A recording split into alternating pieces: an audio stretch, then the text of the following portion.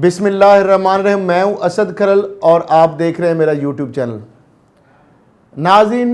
आए रोज़ हम ख़बरें पढ़ते हैं जनाब के नैब ने फ़लाँ मुल्ज़म जो है उसको गिरफ़्तार कर लिया, फ़लाँ मुल्ज़म जो है उसके ख़िलाफ़ रेफरेंस दायर कर दिया, ये एक मेगा करप्शन केस जो है वो सामने आ गया, उसकी इंक्वायरी शुरू कर दी गई, उसकी एग्जीक्यूटिव बोर्ड मीटिंग के अंदर अप्रूवल दे दी गई, इंक्वायरी इन्वेस्टिगेशन में तब्दील कर दी गई, इन्वेस्टिगेशन जो है उसके बाद रेफरेंस फाइल कर दिया गया, मुल्ज़म गिरफ़्तार कर लिया गया। अब उसकी समातें जो केस की शुरू हो जाती हैं और उसके बाद से जनाब मुल्ज़म जो है बेल पे रहा हो जाते हैं। इस तरह की आए रोज़ हमारी जो नज़र से ख़बरें गुजरती हैं। अब आज थोड़ा सा मेरा ख्याल है अब नैब जो है कि क्या वाकई नैब बेऐब है, इस हवाले से भी बात कर ली जाए। और नैब का वो इदारा जो मेरा ख्याल है पाकिस्तान के जितने भी इदारे हैं, अगर सबसे ज़्यादा अगर कोई बाख्तियार इदारा है तो वो एक नैब का इदारा है कि जो जब चाहे जिस स्टेज पर चाहे मुल्ज़म को गिरफ़्तार कर सकता है, 90 दिन तक उसको अपने पास जिस्मानी रिमांड में रख सकता है, उसके एसेट्स फ्रीज़ कर सकता है, उसका नाम ECL में शामिल कर सकता है, स्टॉप लिस्ट में, वॉच लिस्ट में वो शामिल कर सकता है, उसके अजीज़ व अकारब के एसेट फ्रीज़ कर सकता है और उससे प्ली बारगेन कर सकता है। और जब तक वो मुल्ज़म प्ली बारगेन नहीं करता उस वक़्त तक उसकी रिहाई मुमकिन नहीं है। अब नैब एक एंटी करप्शन वॉच डॉग है, लेकिन उसके बावजूद अगर थोड़ा सा हम जायज़ा ले लें कि क्या नैब जो है जो आवाम की उमंगों पर क्या पूरा उतर रहा है, क्या अरबों रुपए का जिन लोगों के ऊपर इल्ज़ामात हैं, जिन्होंने अरबों रुपया मुल्क का लूटा, वो सियासतदान हो, वो ब्यूरोक्रेट्स हों या जो भी सेगमेंट ऑफ सोसाइटी के जो लोग हैं, जिन्होंने काला धन बनाया, जिन्होंने करप्ट प्रैक्टिस से पैसा बनाया, चीटिंग पब्लिक एट लार्ज से पैसा बनाया, क्या उनसे नैब रकम निकलवाने में कामयाब हो गया है? तो मेरा ख्याल है आपका जवाब नफ़ी में हो गया। नैब दावे करता है कन्विक्शन रेट के जनाब सज़ाओं की रेशो जो है बहुत ज़्यादा है हमारी। नो डाउट आपकी सज़ाओं की रेशो जिस फार्मूले पे आपने बनाई है मेरा ख्याल शायद 70% से भी ज़्यादा हो जाए। लेकिन मेरा एक सवाल है, क्या 70% जो आपने कहा कि सज़ाएँ हुई हैं उसमें एक मुल्क का साबिक को प्राइम मिनिस्टर हो, कोई साबिक वज़ीर आज़म जो है अपना प्रेसिडेंट हो, कोई फेडरल कोई ब्यूरोक्रेट हो, कोई उसमें पॉलिटिशियन सीनियर हो, कोई बड़ा उसमें बिग विग्स जो इन्फ्लुएंशियल कोई भी बंदा अगर मुल्ज़म है, तो मैं वेट करूंगा आप उसकी फहरिस्त शेयर करें तो यकीनन वो भी हम आवाम से डिस्कस करेंगे। और फिर अब ये भी बताएं कि इन बाअसर जो मुल्ज़मान हैं इनसे कितने अरब अब तक आपने रिकवर किया है, ये भी ज़रा बताना पसंद करेंगे, आप ये भी बता दें। नाज़रीन, मामला ये है कि केसेस तो नैब बहुत सारे करता है, इंक्वायरीज भी करता है, लेकिन हमने ये देखना है कि उसमें आउटकम क्या निकला। क्या वो जो बंदे पकड़े गए उनसे जो अरबों रुपए के उनके ऊपर चार्जेस थे लूटने के, करप्शन के, करप्ट प्रैक्टिस के, मनी लॉन्ड्रिंग के, एसेट बिहाइंड मीन्स के, क्या उनसे रिकवरी हुई? क्या उनको अदालतों से सज़ाएं हो गई? क्या उनके जो उनके अजीज़ व अकारब के नाम और फ्रंटमैनों के नाम पे जो असासे थे क्या वो भाग सरकार ज़ब्त हो गए? ये एक अहम सवाल है और इस हवाले से मेरा ख्याल है कि नैब के पास शायद खातिर खा कोई जवाब नहीं होगा। नाज़रीन, ख्वाजा बरादरान का केस आया, वो भी तब आया जब मैंने सुप्रीम कोर्ट ऑफ पाकिस्तान में बहुत सारी ऐसी चीज़ें जाके शवाहिद रखे और लिफाफा दिया जाके चीफ जस्टिस ऑफ पाकिस्तान को बरी अदालत में, जो उन्होंने नैब के हवाले किया और उसकी बुनियाद पर फिर ख्वाजा साद रफ़ीक साहब को बुलाया गया। उसी लिफाफे की बुनियाद पर आहद चीमा को बुलाया गया, उसी लिफाफे की बुनियाद पर जो डॉक्यूमेंट्स उसमें थे बुलाया गया जनाब फवाद हसन फवाद को। लेकिन आज वो जो मुल्ज़मान हैं वो किधर हैं? क्या उनसे जो उनके खाते जो हमने निकाले, जो नैब को दिए, करोड़ों नहीं अरबों रुपए के जो एसेट्स थे उनके, क्या उनसे वो रिकवर कर लिए गए? क्या वो आज भी उनको बेच के या उनको भाग सरकार ज़ब्त कर लिया गया? नहीं, उसका जवाब भी नफ़ी में होगा। फिर उसके बाद आप देख लें शहबाज शरीफ फैमिली की हम बात करते हैं जी, 25 करोड़ की उनके 25 अरब की मनी लॉन्ड्रिंग निकल आई, FIA ने पकड़ ली। 7.5 अरब का आपने रेफरेंस फाइल कर दिया, 7 अरब 30 करोड़ का, 7 इस तरह आपने 29 लाख डॉलर की ट्रांजैक्शन पकड़ ली। वो पैसा किधर है? क्या उसमें से आपने कोई जो रकम है वो फ्रीज़ कर ली, रिकवर कर ली, जवाब नफ़ी में है। फिर उसके बाद हम आ जाते हैं शाइखा खान अब्बासी साहब के हवाले से, क्या उनसे कोई रिकवरी हुई? नहीं। यूसुफ रज़ा गिलानी साहब साबिक़ वज़ीर आज़म है, उनसे कोई रिकवरी हुई? नहीं। उसके बाद जनाब देख लें राजा परवेज़ अशरफ साहब साबिक़ वज़ीर आज़म है, क्या उनसे कोई रिकवरी हुई? नहीं। फिर उसके बाद जनाब मियाँ मंशा सी की जो MCB निजकारी केस है, जो जिस तरीके से सुप्रीम कोर्ट ने भी उस पर नैब को कहा मेगा करप्शन केसेस में, उस केस के अंदर फैसला दिया कि ये कंप्रोमाइज़ है नैब, और नैब इसके हवाले से जो है कार्रवाई करे और विदाउट फियर एंड फेवर करे। क्या मियाँ मंशा को किसी ने पकड़ा? क्या निशात चुनिया जो 70% की बजाय 17% की बजाय 70% से ज़ाहिर चोरियां करके, ओवर इन्वाइसिंग करके, अंडर इन्वाइसिंग करके जो प्रॉफिट कमा रही है, नेपरा का बंदा तो आपने पकड़ लिया, क्या मियाँ मंशा को नैब ने पकड़ा? क्या जहांगीर सिद्दीकी जिसके ऊपर अरबों रुपए के केस हैं, वाज़े सबूत हैं, सब कुछ हमने प्रोवाइड किए हैं, क्या उस मेगा करप्शन केसेस के अंदर जो जहांगीर सिद्दीकी और जहांगीर जो फाउंडेशन है जो उसके ऊपर या जितने भी उनके स्कैंडल हैं, क्या उसके ऊपर कोई कार्रवाई हुई? क्या किसी मुलज़म को पकड़ा गया? फिर उसके बाद जनाब आपका देख लें, आसफ जरदारी साहब का देख लें, बिलावल भुट्टो जरदारी साहब का देख लें, अनवर मजीद का देख लें, फेक जो मनी लॉन्ड्रिंग केस और फेक अकाउंट केस है, क्या उसके अंदर से कोई रिकवरी हुई? सवाए चंद 1 अरब जो है वो भी जो लोगों ने जमा कराया, क्या वो जरदारी साहब ने या अनवर मजीद तो नहीं कराए, वो तो और कुछ प्राइवेट लोगों ने जमा कराए हैं। मामला ये है कि ये इस तरह बहुत सारे अब केस हैं जिनका मैं अगर गिनता जाऊं, ये जो वाइटल टी है इनके हवाले से जो 20 अरब की मनी लॉन्ड्रिंग है और इससे भी ज़्यादा, अब तो उसके ऊपर JIT भी बन गई और वो सारी चीज़ें सामने भी आ गई, हाजी यासीन, और फिर किस तरह उनकी अहलिया का अकाउंट 2015 में खुलता है, फिर 1.5 करोड़ से कहानी शुरू होती है, फिर किस तरह वो 5.5 करोड़ बनता है, फिर किस तरह बगैर गैस के कनेक्शन के वो एक पता नहीं कितने करोड़ रुपया बिल के खाते में डाल दिया जाता है, गैस की रिकवरी बताई जाती है कि गैस का ये बिल पे हुआ है। तो अब उसके ऊपर बहुत सारी चीज़ें निकल आई हैं। अब इसके साथ साथ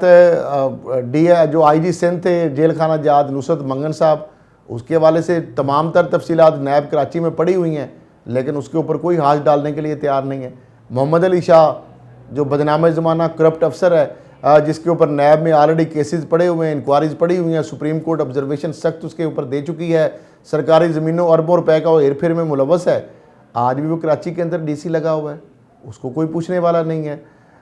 फिर इस तरीके से आप देख लें जो शिपिंग कंपनियाँ हैं किस तरीके से अरबों रुपए का वो टैक्स चोरी कर रही हैं, सिंध रेवेन्यू बोर्ड के किस तरह लोग साथ मिले हुए हैं, 600-700 अरब तो बोर्ड कार गई हैं, उनको कोई पूछने वाला नहीं है, जबकि उनसे सर्विसेज बाकायदा कानून मौजूद है, पंजाब जो सूबाई गवर्नमेंट है उसको उन्होंने देने हैं, लेकिन वो नहीं दे रहे, उनसे लिए नहीं जा रहे। फिर PSO के अंदर अरबों रुपए की करप्शन के अंदर इन्वॉल्व हैं लोग, उनके खिलाफ कोई एक्शन नहीं लिया जा रहा। KMC के अभी हज़ारों कनाल के जो प्लाट्स हैं वो बेच दिए गए औने पौने कोड़ियों के भाव में, तो उसके ऊपर कोई कार्रवाई नहीं हो रही। सरकारी ज़मीनें जो तकरीबन 5000 अरब मालियत की सिंध के अंदर जो सरकारी ज़मीनों के लैंड ग्रैबिंग केस हैं, नैब के अंदर वो इंक्वायरीज पड़ी हैं, उसके ऊपर नैब कोई एक्शन लेने के लिए तैयार नहीं है। एयरपोर्ट के करीब सरकारी ज़मीन है, केस आया, उसके बाद दब गया, उसके बाद वो ज़मीन की चारदीवारी भी हो गई, वो भी हड़प कर गए। अब कराची ईस्ट के अंदर बात हो, वेस्ट के अंदर बात हो, वहाँ पे LDA की बात हो, मलीर डेवलपमेंट अथॉरिटी की बात हो, सिंध बिल्डिंग कंट्रोल अथॉरिटी की बात हो, वहाँ पे अरबों खरबों रुपए जो है उसकी ज़मीनें जो हैं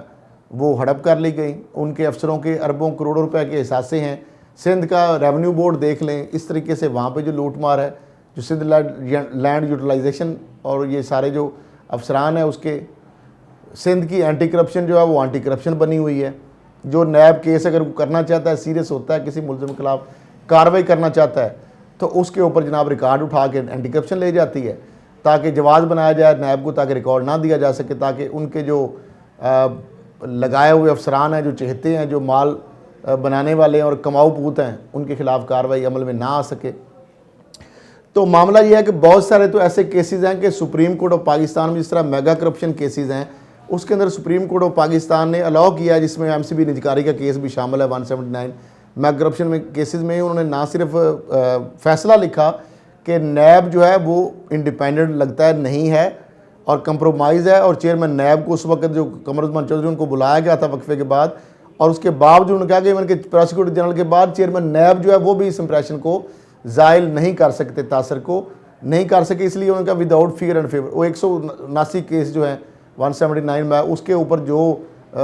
बाद में जो लूट सेल मची उसके अंदर सुप्रीम कोर्ट के अंदर अंडरटेकिंग दी हर केस के अंदर, लेकिन उसके बाद उस केसों के लूट सेल लगा दी गई। फिर उसके बाद जो वहाँ पे मनी लॉन्ड्रिंग वाला मामला है उसके अंदर मैंने बताया कि उसके अंदर जो नैब ऊपर बैठा, और फिर अब मामला ये हो रहा है कि नैब के अंदर जो नैब के अहम ओहदों पे फाइज जो लोग हैं जो बड़े बड़े केसेस के साथ इन्वॉल्व हैं, मैं समझता हूँ उनके ऊपर एक अब नैब की ज़रूरत है। नैब सिर्फ अगर उनके केसेस पकड़ ले, उनकी अपॉइंटमेंट को देख ले, उनके जो बैकग्राउंड है उसको देख ले कि कहाँ से वो आए थे, उनकी बहुत सारे तो ऐसे जिनके अपने आर्डर जिन महकमों से वो आए थे उनके आर्डर वहाँ पे एग्जिस्ट नहीं करते, बड़े उहदों पे बैठे हुए हैं वो, और अरबों रुपए के केसेस के सौदे और डीलिंग वीलिंग कर रहे हैं। नैब कहता है जी 30 दिन में इंक्वायरी है जी, सीवी है, फिर प्रोसेस है, पूरा एक टाइम बनाया हुआ है, टाइम फ्रेम, लेकिन उसके मुताबिक तो एज ए चेयरमैन CIJ बहुत सारे ऐसी इंक्वायरीज हैं, बहुत सारी ऐसी कंप्लेंट्स हैं जिसका मैं खुद as a chairman CIJ complainant हूँ, लेकिन उसको कई माह, कई हफ्ते, बल्कि कई साल गुजर गए हैं। तो तमाम तर एविडेंस होने के बावजूद, और मेजॉरिटी ऑफ एविडेंस जो है मैंने प्रोवाइड की है सारी, उसके बावजूद वो केसेस पे कॉल अप नोटिस हुए, मैं गया, मैंने चीज़ें दी, एक्सपीडाइट कराई, उसके बाद वो ऊपर बैठे हुए हैं अफसर फाइलों के ऊपर। मुलजमान हमें राब्ते कर करके कहते हैं कि जनाब वो नैब से तो हमारी डील हो गई है, फिर प्लीज़ आप दरख्वास्त वापस ले लें या कुछ करें, आपकी तरफ से सिर्फ ग्रीन सिग्नल का इंतज़ार है उनको, वरना तो हमें वो क्लियरेंस लेटर देने के लिए तैयार बैठे हैं कि सिर्फ आप एक लाइन लिख दें कि मैं इसको एप्लीकेशन को वापस लेता हूँ। मतलब ये हालत हो गई है, और इसलिए मैंने नैब को लिखना ही छोड़ दिया। मैं तो नैब के जो चेयरमैन को या DGs को लिखता था सारी चीज़ें बना के,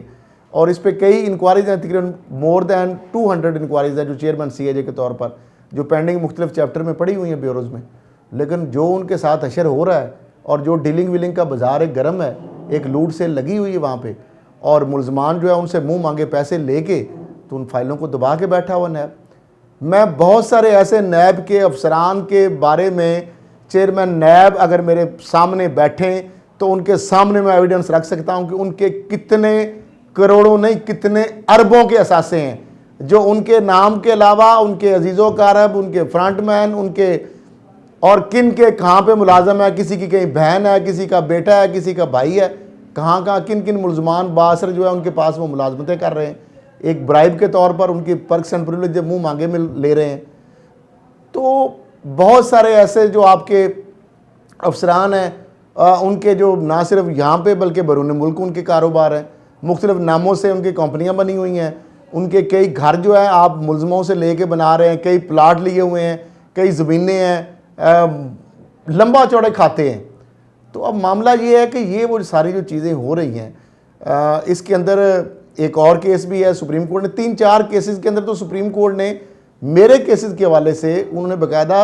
नैब को कहा है कि एक्सपेडिशियसली इन चीज़ों के ऊपर आपने कार्रवाई करनी है। उसको भी कई साल हो गए हैं, नैब के प्रोसिक्यूटर जनरल की मौजूदगी में, वो उनकी मौजूदगी थी वहाँ पे, तो उनको मेरा ख्याल भूल ही गए होंगे केस के, वो सुप्रीम कोर्ट ने जो उनको कहा था कि एक्सपेडिशियसली इन केसों को देखें। तो अब पता नहीं चेयरमैन साहब को ये कोई बताता नहीं है या कोई वो जानना नहीं चाहते कि अब नैब का जो इमेज है, सरेआम कई अफसरान जो है वो दावे करते फिरते हैं कि जनाब चेयरमैन की क्या मजाल है, कि वो तो उनकी बहुत सारी कमज़ोरियाँ हमारे पास है। मुझे नहीं पता माजरत के साथ कि मैं तो नहीं समझता कि एक मैन ऑफ इंटेग्रिटी हैं चेयरमैन जस्टिस जावेद इकबाल साहब जो हैं, ऑनरेबल एक मैन है, और उनकी क्या कमज़ोरी हो सकती है। कोई उनका कोई जायदाद दिखा दें, कोई असासे दिखा दें, कोई अकाउंट ऐसे दिखा दें, कोई उनका बेनामी अधिकार दिखा दें, कोई बेनाम फ्रंटमैन दिखा दें, उनको क्या ज़रूरत है इस तरह का अपना मुंह काला करने की। लेकिन मामला ये है कि ये सारा कुछ उनके नीचे जो नाक के हो रहा है, वो क्या कर रहा है उनका जो I&S है और I&V जो है, उसका काम है कि ये चीज़ों के बारे में। अब मामला क्या है कि जो नैब के अफसरान हैं, जो काली भेड़े नैब के अंदर हैं, अब उनके बारे में बताएं कि कौन कि कहाँ जाएं हम। तो लिहाजा ये है कि मेरा ख्याल ये है कि अब सुप्रीम कोर्ट ने जिन केसेस के अंदर ऑलरेडी मुझे अलाउ भी किया हुआ है, और लिखा हुआ है कि आप कंटेम्प्ट ऑफ कोर्ट की भी इवन के ये फ़ाइल करें। और ये जो कंसीलमेंट नैब करता है और ये जो इस तरह की चीज़ें डीलिंग वीलिंग करता है या मेलाफाइडी जो एक्शन कर रहा है, तो मेरा ख्याल है अब मुझे सुप्रीम कोर्ट ऑफ पाकिस्तान का दरवाज़ा खटखटाना पड़ेगा। और इसीलिए तो honourable chief justice of Pakistan justice Gulzar साहब कहते हैं कि ये नैब ने तो एक तमाशा लगाया हुआ है और केसों पे कई कई सालों से बैठा हुआ है। तो अब ये है कि मेरा ख्याल है कि अब वक्त वो आ गया है कि ओवरऑलिंग की ज़रूरत है और एक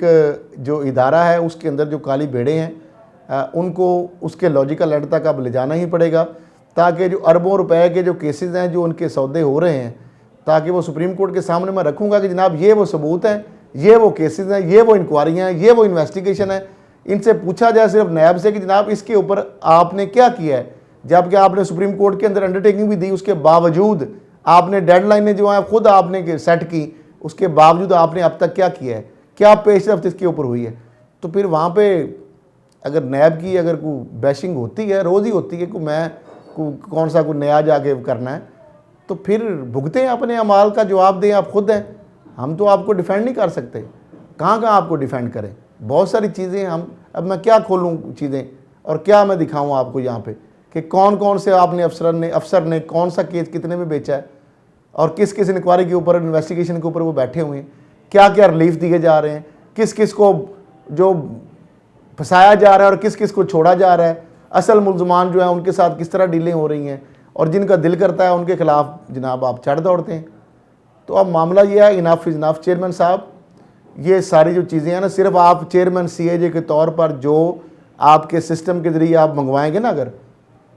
तो आपको अंदाज़ा हो जाएगा कितना गदर मचा हुआ है नैब के अंदर, और वो गदर मचाने वाले कौन एलिमेंट हैं, वो कौन काली भेड़े हैं। क्या आप इस्तात रखेंगे उनके खिलाफ एक्शन ले सकेंगे? आप चाहते हो भी नहीं ले सकेंगे, मैं आपको बता रहा हूँ। उसकी क्या वजह है वो आप भी जानते हैं और मैं भी जानता हूँ, लेकिन इनाफ इज़ इनाफ चेयरमैन साहब। अब मेरा ख्याल है कि इसके ऊपर तो कंप्रोमाइज़ नहीं बनता, एक्शन लें। आपको क्या है, इससे ज़्यादा क्या आपने इज़्ज़त कमानी है, आपको इससे बड़े क्या और ओहदे मिलने हैं। अगर अब आप वो नहीं करके जाएंगे और सुप्रीम कोर्ट में वो चीज़ें मैं सारी रख दूँ और आपकी चेयरमैनशिप, तो क्या उसमें मैं नहीं समझता कि मैं आपको इस उम्र में खड़ा करूँ वहाँ पे कटहरे में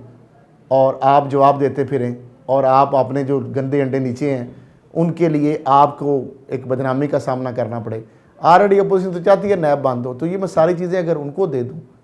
या सुप्रीम कोर्ट में जब पब्लिक हो जाएंगी, ये चीज़ें आ जाएंगी, तो फिर किस तरह आपको डिफेंड किया जा सकेगा। आपके इदारे के ऊपर सवाल पहले ही बहुत सारे उठ रहे हैं।